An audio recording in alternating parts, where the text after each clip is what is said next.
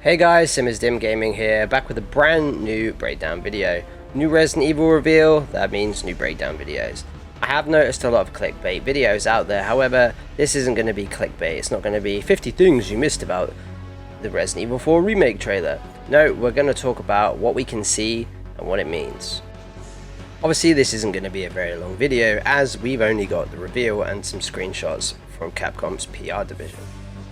First thing we're going to talk about is the characters, the returning characters, and some of them that look faithful and some of them that are slightly different.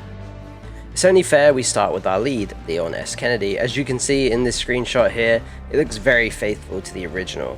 I'm really excited for that. It's a very classic Leon look, and I'm looking forward to seeing him like that. On the subject of Leon and the firearm that he uses in Resident Evil 4, as of yet there's been no confirmation of what he's going to use, so we're just going to have to wait and see about that. Next up, let's move on to Ashley. I wasn't 100% sure this was Ashley until I saw the latter half of the trailer when Leon is holding a photo of this person up, so that confirms it's Ashley.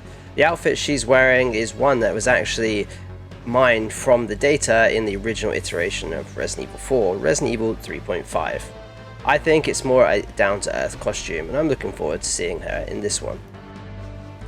Next up, one of my favourite characters from the franchise, and probably my favourite character from Resident Evil 4, Luis Serra.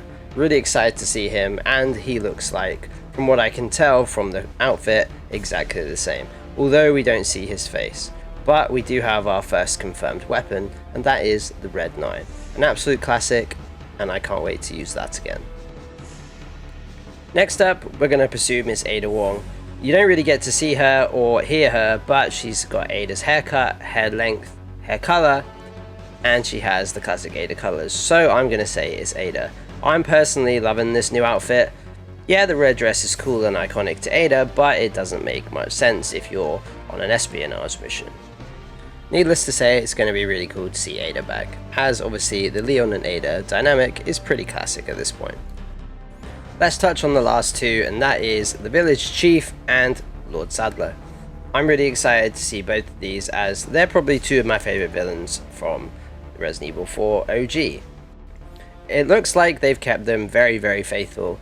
Let's be honest, I don't think personally you can change villains up too much. Capcom did try that with Nemesis in Resident Evil 3 Remake, and that was very hit and miss for a lot of the fans, so I think they've stuck to the faithfulness of the villains in this.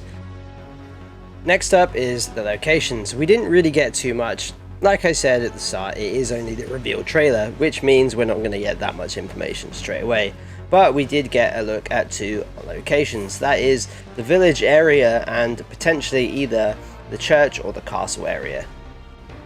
We don't get too much information, but from the screenshots you can see more of the village. This bit to me is the bit that sticks out when I remember Resident Evil 4 the most, as it's just loads of fun, especially when you get chased by a load of the Ganados and the Changelord Ganado. Really looking forward to playing this part and seeing it all in the glorious RE engine.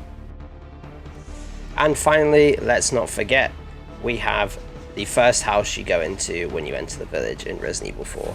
I'm super looking forward to this, as they've made it look very dark and very gritty.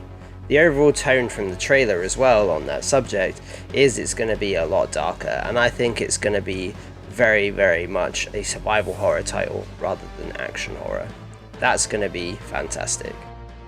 That's pretty much it for the video, guys. I know it was a lot of obvious stuff, but I just really wanted to make a breakdown video on it. I also would love your thoughts and opinions on it. Personally, I'm really liking the fact it looks like it's overall going to be a lot darker game.